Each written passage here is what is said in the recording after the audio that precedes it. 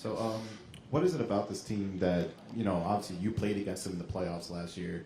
What kind of stood out to you when you went in free agency and you thought, you know what, I'm ready to leave a pretty good situation in Miami to now come here in Philadelphia and help this team? Honestly, me and James were trying to come the year before, so I kind of already knew the vibe and makeup of the team. Having a lot of people here I already knew. It just made sense. Honestly. When you're a free agent, you have to look at it all, especially being a vet. I couldn't imagine playing for a team not fighting for a championship anymore. Being in a situation feel like you can't win. Like I couldn't do that. So picking the best situation for me and checking all the boxes, and it just checked all the boxes. Gino Izell from the Philadelphia Inquirer, to kind of build off that question, just as you saw the rest of the Sixers offseason unfold with the other additions, just what's that process now going to be like for all of you to sort of start implementing yourself during training camp? I know it's already started with some offseason runs and whatnot, but just what do you anticipate these next steps kind of being like? Yeah, it's different. Once you get to camp, you start laying the foundation for what you're going to hang our hat on all year. When the going gets tough and, got games you got to win and, you're on the road, back-to-backs, all the stuff you go throughout the season. Right now, we start to build all those little things that, we'll be able to hang our hats on. And this is a fun time for me. I love it. This is when you kind of, your personality shows and guys get to know you really. Guys you played against forever, but, being on the same team is different. And, I love that process to be able to, get there. So get to the end of the season, playoffs, guys are locked in together, ready, and understand each other.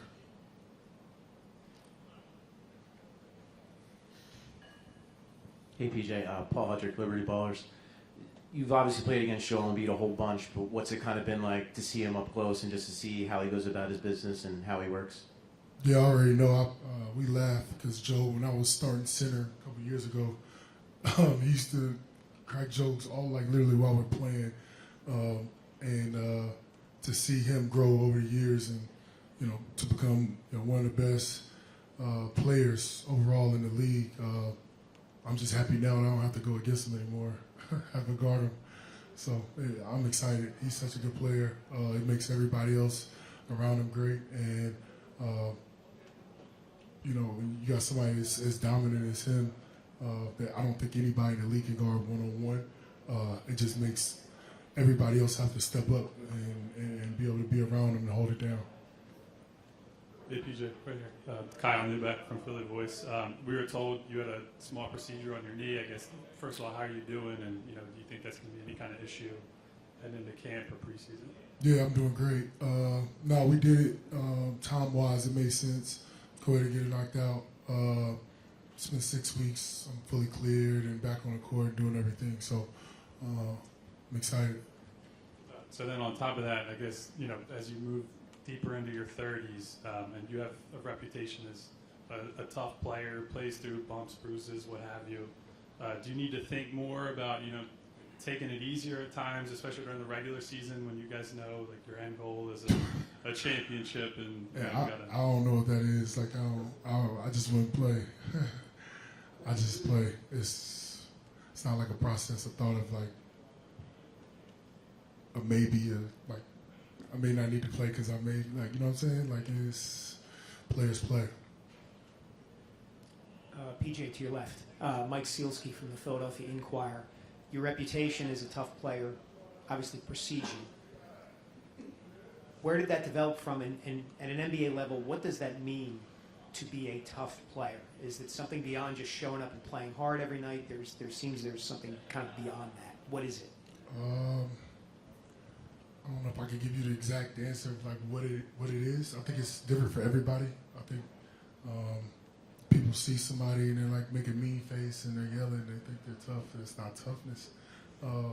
Like I said, it's being accountable, reliable, not backing down every night. Different assignments, doesn't matter. Being available, not being hurt, being able to go out there and compete. There's so many different facets that go into being tough, but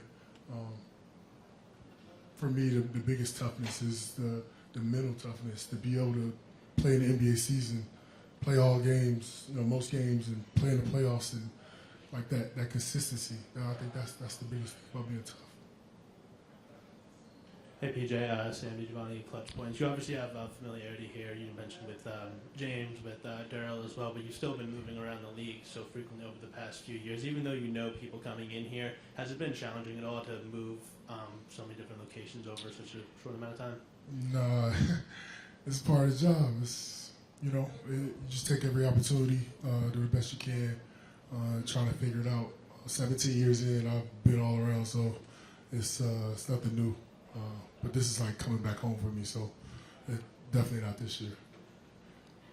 Last question here. Yeah, back to your left again, PJ. The 3-year deal that you got, were you surprised that the Sixers went to 3 years? Did you tell them you need to go to 3 I years said, again? Daryl, if you don't give me 3 years, no. Seriously, how did you guys land on that number? It just made sense. Honestly, for me, my career and how things have gone, the process to get to that point of obviously my age and everybody talking about that, but it's more about the win now, right? We want to win right now here, and I wanted to be somewhere with a bunch of vets that want to win right now. Obviously, my relationship with Daryl for the years of being in Houston, but me seeing the opportunity. You have other teams that are interested.